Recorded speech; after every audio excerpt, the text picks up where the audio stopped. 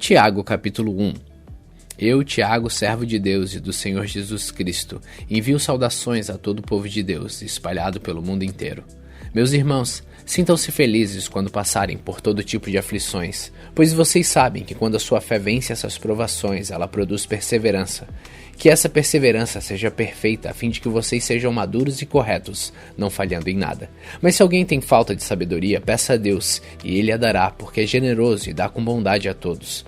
Porém peçam com fé e não duvidem de modo nenhum, pois quem duvida é como as ondas do mar, que o vento leva de um lado para o outro. Quem é assim não pense que vai receber alguma coisa do Senhor, pois não tem firmeza e nunca sabe o que deve fazer. O irmão que é pobre deve ficar contente quando Deus faz com que melhore de vida. E quem é rico deve sentir o mesmo quando Deus faz com que piore de vida, pois quem é rico desaparecerá como a flor da erva do campo. Quando o sol brilha mais forte, o seu calor queima a planta, aí a flor cai e a sua beleza é destruída. Do mesmo modo, quem é rico será destruído no meio dos seus negócios. Feliz é aquele que nas aflições continua fiel, porque depois de sair aprovado dessas aflições, receberá como prêmio a vida que Deus promete aos que o amam. Quando alguém for tentado, não diga, esta tentação vem de Deus, pois Deus não pode ser tentado pelo mal, e Ele mesmo não tenta ninguém. Mas as pessoas são tentadas quando são atraídas e enganadas pelos seus próprios maus desejos.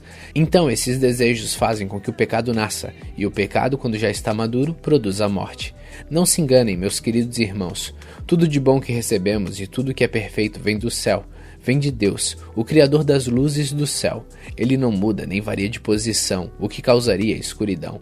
Pela sua própria vontade, ele fez com que nós nascêssemos, por meio da palavra da verdade, a fim de ocuparmos o primeiro lugar entre todas as suas criaturas. Lembrem disto, meus queridos irmãos. Cada um esteja pronto para ouvir, mas demore para falar e ficar com raiva, porque a raiva humana não produz o que Deus aprova. Portanto, deixem todo costume imoral e toda má conduta. Aceitem com humildade a mensagem que Deus planta no coração de vocês, a qual pode salvá-los. Não se enganem, não sejam apenas ouvintes dessa mensagem, mas ponham em prática, porque aquele que ouve a mensagem e não a põe em prática é como uma pessoa que olha no espelho e vê como é. Dá uma boa olhada, depois vai embora e logo esquece da sua aparência.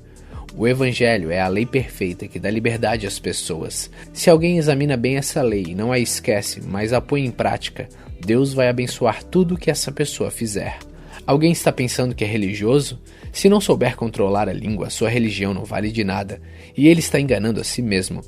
Para Deus, o Pai, a religião pura e verdadeira é esta: ajudar os órfãos e as viúvas nas suas aflições, e não se manchar com as coisas más deste mundo.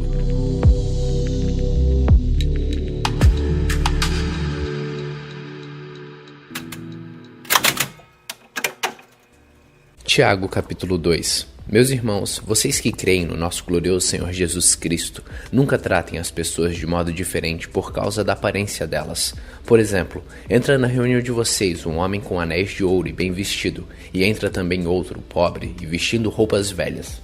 Digamos que vocês tratam melhor o que está bem vestido e dizem, este é o melhor lugar, sente-se aqui, mas dizem ao pobre, fique de pé ou sente-se aí no chão, perto dos meus pés. Nesse caso, vocês estão fazendo diferença entre vocês mesmos e estão se baseando em maus motivos para julgar os valores dos outros. Escutem, meus queridos irmãos, Deus escolheu os pobres deste mundo para serem ricos na fé e para possuírem o reino que Ele prometeu aos que o amam. No entanto, vocês desprezam os pobres. Por acaso não são os ricos que exploram vocês e arrastam para serem julgados nos tribunais? São eles que falam mal do bom nome que Deus deu a vocês. Se vocês obedecerem à lei do reino, estarão fazendo o que devem. Pois nas Escrituras Sagradas está escrito, amem os outros como você ama você mesmo. Mas se vocês tratam as pessoas pela aparência, estão pecando, e a lei os condena como culpados. Porque quem quebra um só mandamento da lei é culpado de quebrar todos. Pois o mesmo que disse, não cometa adultério, também disse, não mate. Mesmo que você não cometa adultério, será culpado de quebrar a lei e se matar. Falem e vivam como pessoas que serão julgadas pela lei que nos dá a liberdade. Quando Deus julga, não terá misericórdia das pessoas que não tiveram misericórdia dos outros, mas as pessoas que tiveram misericórdia dos outros não serão condenadas no dia do juízo final. Meus irmãos, que adianta alguém dizer que tem fé se ela não vier acompanhada de ações? Será que essa fé pode salvá-lo? Por exemplo, pode haver irmãos ou irmãs que precisam de roupa e que não têm nada para comer. Se vocês não lhes dão o que eles precisam para viver, não adianta nada dizer que Deus os abençoe, vistam agasalhos e comam bem. Portanto, a fé é assim. Se não vier acompanhada de ações, é coisa morta. Mas alguém poderá dizer, você tem fé e eu tenho ações. E eu respondo, então me mostre como é possível ter fé sem que ela seja acompanhada de ações. Eu vou lhe mostrar a minha fé por meio das minhas ações. Você crê que há somente um Deus? Ótimo! Os demônios também creem e tremem de medo. Seu tolo, vou provar-lhe que a fé sem ações não vale nada. Como é que o nosso antepassado Abraão foi aceito por Deus? Foi pelo que fez quando ofereceu seu filho Isaque sobre o altar. Veja como a sua fé e as suas ações agiram juntas. Por meio das suas ações, a sua fé se tornou completa. Assim aconteceu que as Escrituras Sagradas dizem: Abraão creu em Deus, e por isso Deus o aceitou. E Abraão foi chamado de amigo de Deus. Assim vocês veem que a pessoa é aceita por Deus por meio das suas ações, e não somente pela fé. Foi o que aconteceu com a prostituta Raabe, quando hospedou os espiões israelitas e os ajudou a sair da cidade por outro caminho. Deus a aceitou pelo que ela fez. Portanto, assim como o corpo sem o espírito está morto, assim também a fé sem ações está morta. Tiago capítulo 3. Meus irmãos, somente poucos de vocês deveriam se tornar mestres na igreja, pois vocês sabem que nós, os que ensinamos, seremos julgados com mais rigor do que os outros. Todos nós sempre cometemos erros. Quem não comete nenhum erro no que diz é uma pessoa madura, capaz de controlar todo o seu corpo. Até na boca dos cavalos colocamos um freio para que nos obedeçam, e assim fazemos com que vão aonde queremos. Pensem no navio. Grande como é, empurrado por ventos fortes, ele é guiado por um pequeno leme e vai aonde o piloto quer. E isto é o que acontece com a língua. Mesmo pequena, ela se gaba de grandes coisas. Vejo como uma grande floresta pode ser incendiada por uma pequena chama. A língua é um fogo. Ela é um mundo de maldade. Ocupa o seu lugar no nosso corpo e espalha o mal em todo o nosso ser. Com o fogo que vem do próprio inferno, ela põe toda a nossa vida em chamas. O ser humano é capaz de dominar todas as criaturas e tem dominado os animais selvagens, os pássaros, os animais que se arrastam pelo chão e os peixes. Mas ninguém ainda foi capaz de dominar a língua. Ela é má, cheia de veneno mortal e ninguém a pode controlar. Usamos a língua tanto para agradecer ao Senhor e Pai, como para amaldiçoar as pessoas que foram criadas parecidas com Deus. Da mesma boca saem palavras tanto de agradecimento como de maldição. Meus irmãos, isso não deve ser assim. Por acaso pode a mesma fonte jorrar água doce e água amarga? Meus irmãos, por acaso pode uma figueira dar azeitonas ou um pé de uva dar figos? Assim também uma fonte de água salgada não pode dar água doce. Existe entre vocês alguém que seja sábio e inteligente? Pois então que prove isso pelo seu bom comportamento e pelas suas ações praticadas com humildade e sabedoria. Mas se no coração de vocês existe inveja, amargura e egoísmo, então não mintam contra a verdade, gabando-se de serem sábios. Essa espécie de sabedoria não vem do céu, ela é deste mundo, é da nossa natureza humana e é diabólica, pois onde há inveja e egoísmo, há também confusão e todo tipo de coisas más. A sabedoria que vem do céu é antes de tudo pura e é também pacífica, bondosa e amigável. Ela é cheia de misericórdia, produz uma colheita de boas ações, não trata os outros pela sua aparência e é livre de fingimento. Pois a bondade é a colheita produzida pelas sementes que foram plantadas, pelos que trabalhavam em favor da paz.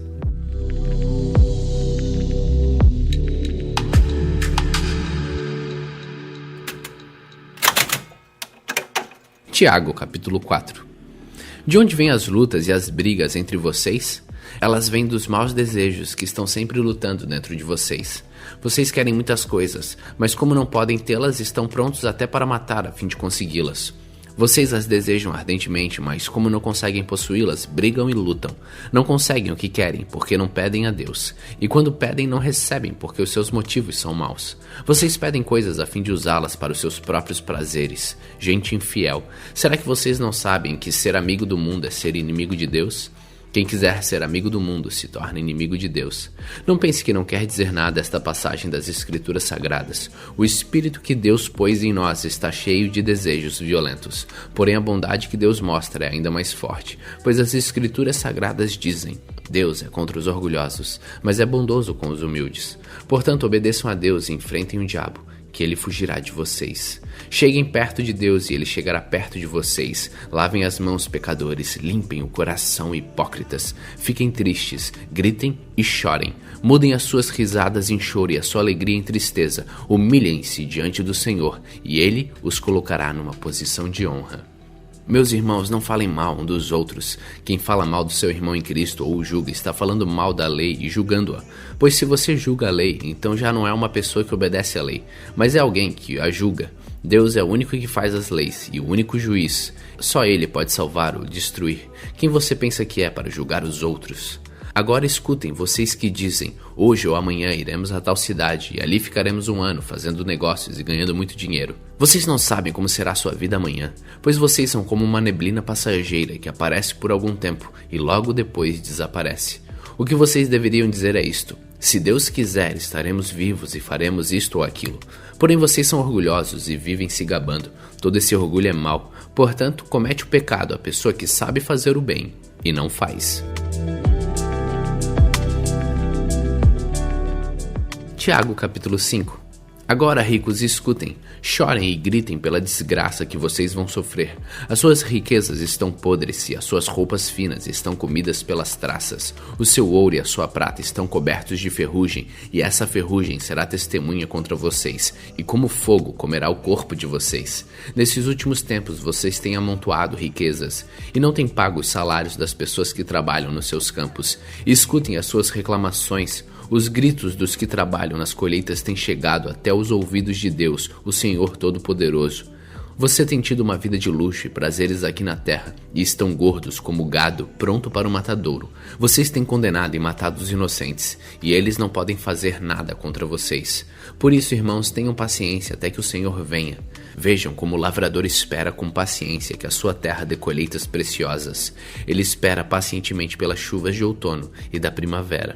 Vocês também precisam ter paciência, não desanimem, pois o Senhor virá logo. Irmãos, não se queixem um dos outros para não serem julgados por Deus. O juiz está perto, pronto para vir. Lembrem dos profetas que falaram em nome do Senhor e os tomem como exemplo de paciência nos momentos de sofrimento. E nós achamos que eles foram felizes por terem suportado o sofrimento com paciência. Vocês têm ouvido a respeito da paciência de Jó e sabem como no final Deus o abençoou, porque o Senhor é cheio de bondade e de misericórdia. Acima de tudo, meus irmãos, quando vocês prometerem alguma coisa, não jurem pelo céu, nem pela terra, nem por nada mais. Digam somente sim quando for sim, e não quando for não, para que Deus não os condene. Se algum de vocês está sofrendo, ore. Se alguém está contente, cante hinos de agradecimento. Se algum de vocês estiver doente, que chame os presbíteros da igreja para que façam oração e ponham azeite na cabeça dessa pessoa em nome do Senhor. Essa oração feita com fé salvará a pessoa doente.